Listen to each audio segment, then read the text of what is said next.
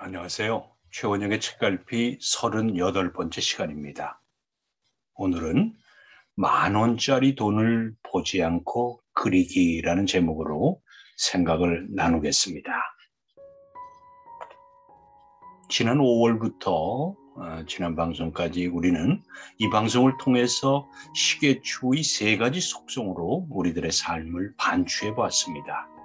그리고 시계추가 가지고 있는 운동성, 양극성, 지향성이라는 이 3가지 속성이 우리들의 삶에도 그대로 적용되고 있다는 점을 알 수 있었습니다.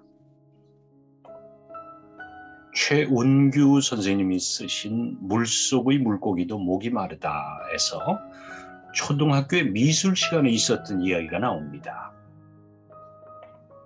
선생님이 말했다. 10,000원짜리 돈을 보지 말고 그려보아라. 가난한 집 아이는 부잣집 아이보다 크기를 더 크게 그렸다. 같은 10,000원이지만 상대적으로 그 가치가 더 크게 느껴져서다. 여러분, 이 예화에서도 알 수 있듯이 우리가 사는 세상에는 어느 것이 더 큰지, 어느 것이 더 작은지를 따지며 살아갑니다. 그리고 무엇이 옳고 그른지를 두고 다투기까지 합니다. 그런데 그게 과연 다툴 일일까요? 더 크면 어떻고 더 작으면 어떻겠습니까? 10,000원에 부여된 가치는 사람마다 다를 겁니다. 사람마다 그것을 바라보는 가치가 다른데 어떻게 그것을 맞고 틀리고 이렇게 나눌 수 있겠습니까? 오늘 전해드릴 지혜는 중도적인 삶입니다. 중도적인 삶이란 다른 한쪽을 헤아릴 줄 아는 여유를 말합니다.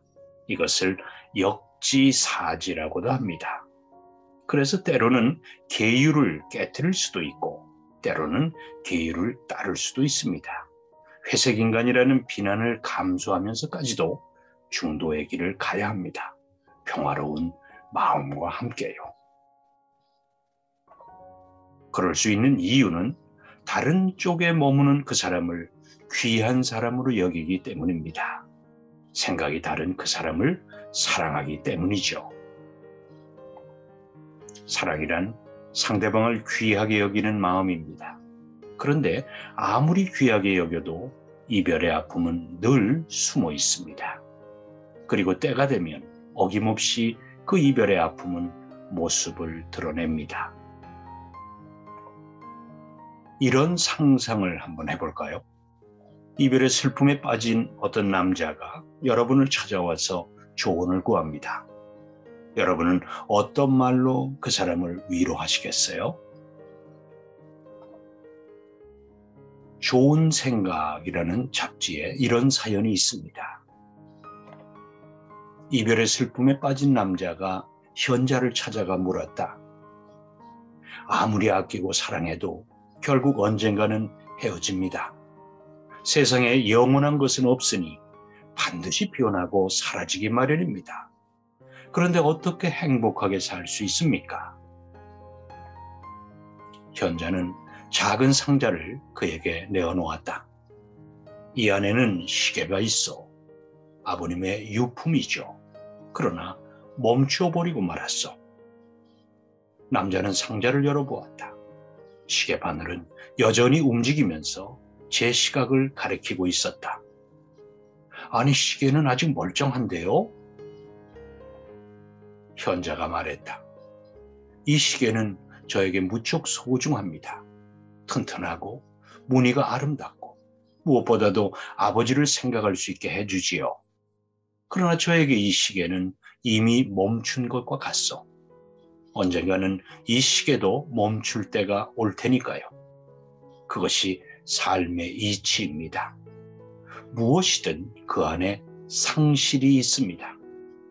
이 시계가 이미 멈춘 것과 다름없음을 알 때 우리는 함께하는 모든 순간순간들을 귀하게 여길 겁니다.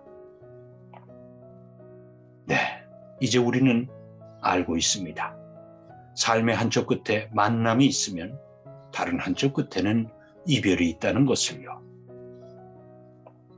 그러나 이별이 슬프다고 만남 자체를 갖지 않으면 건강한 삶은 존재하지 않을 겁니다. 그러니 슬픔을 받아들이면 됩니다.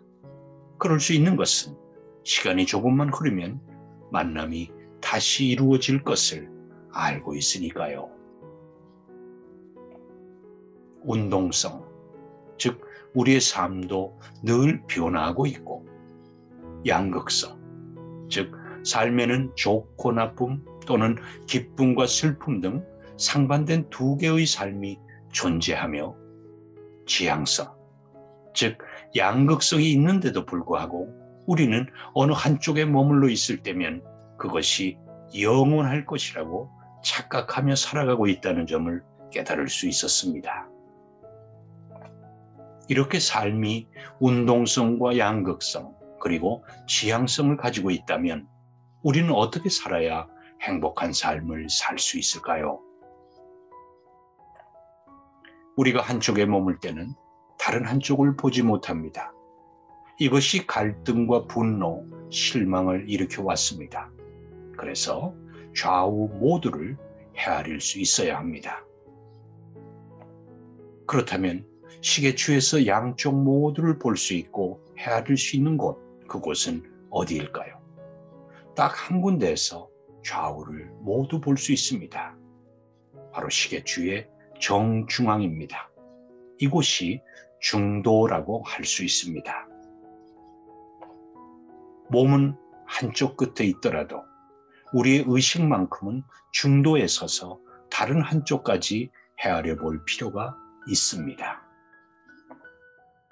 백담사를 다녀온 지인이 그곳에서 읽었다는 어느 시인의 글을 보내주었습니다. 개구리는 연못이 운동장이고, 올빼미는 밤이 낮이고, 지렁이는 땅속이 갑갑하지 않습니다. 상대방 입장에서 헤아릴 때 닫혔던 문도 열리고 함께 사는 길도 열립니다. 라고요. 시인의 가르침처럼 역지사지하며 배려하는 삶이 바로 중도적인 삶입니다. 오늘 우리는 삶의 속성인 운동성, 양극성, 지향성을 건강한 방향으로 이끌어가기 위한 지혜를 살펴보았습니다. 바로 중도적인 삶이었죠.